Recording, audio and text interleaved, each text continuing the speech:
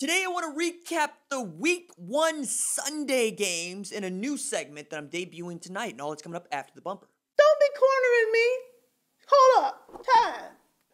You gotta help me with that corner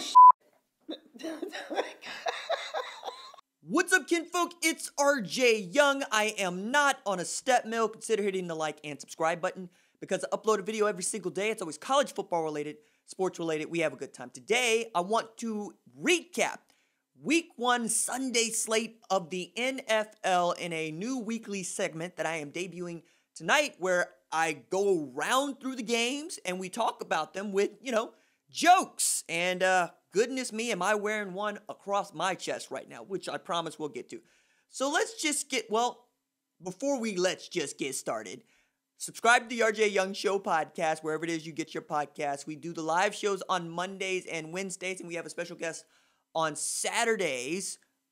And this week's guest was Quincy Avery. I encourage you to go download that podcast and give it a listen. Leave a 5-star review. If you write a positive review, I will read it right here on the live show. Let's get into it.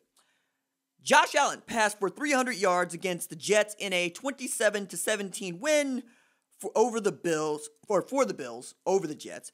Greg Williams must be getting cheap in his old age.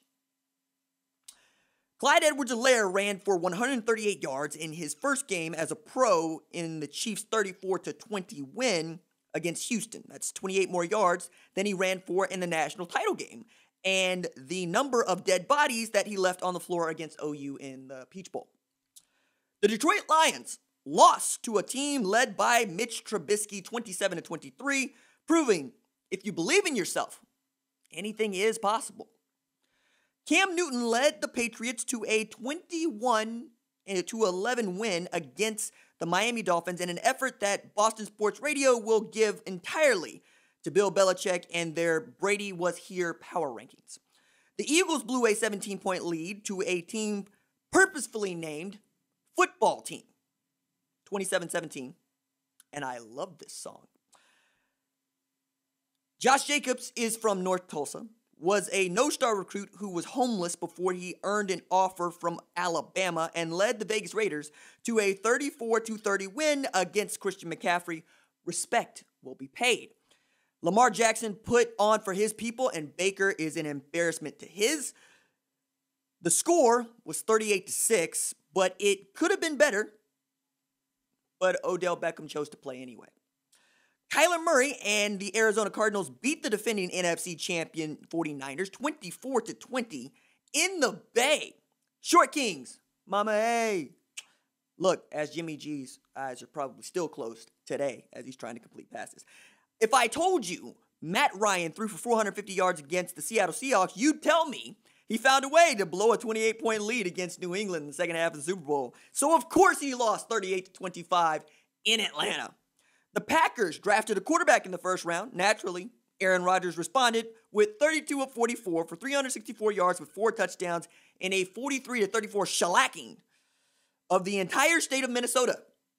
Coincidentally, Carry the Rage, Rodgers, debuts on the NFL streaming service this month. Not even Joe Burrow could save Cincinnati from certain death, even against the San Diego Strike That Chargers. The Bengals went down 16-13, and at least it's not Cleveland.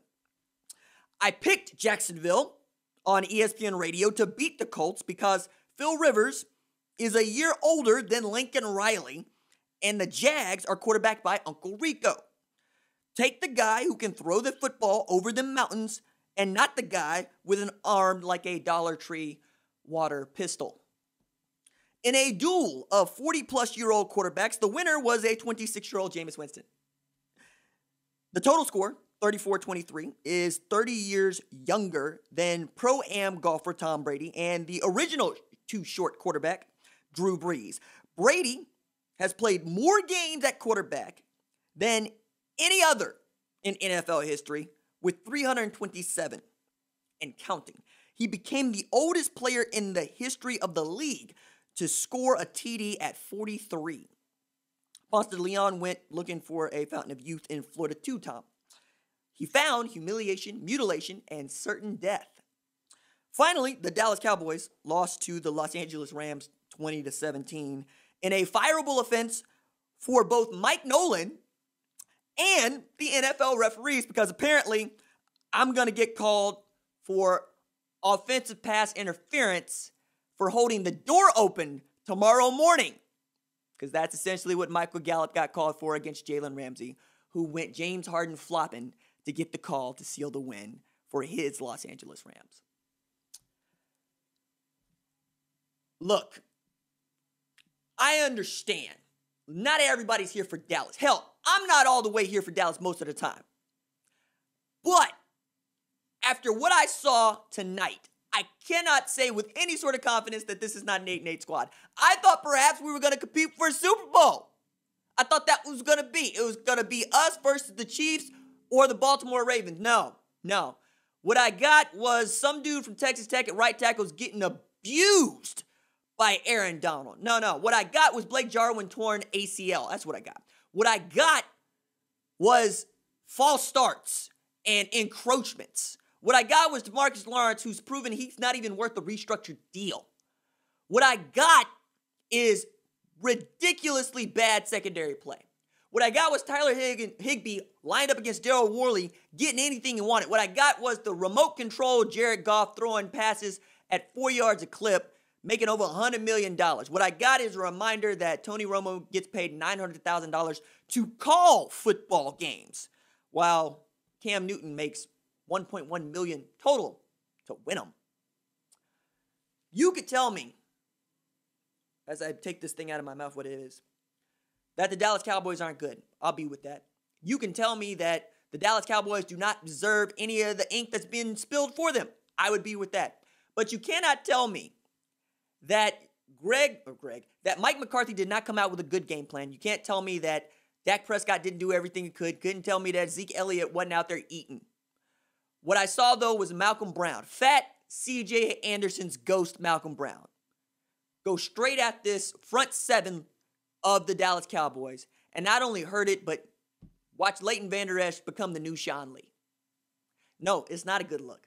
It's not a lot of fun to be a Dallas Cowboys fan. It hasn't been for 25 years. So if anything else, I will take your respect in the same way that y'all somehow choose to respect Cleveland Browns fans, although we don't suck that badly. All right, that's it for me. Deuces.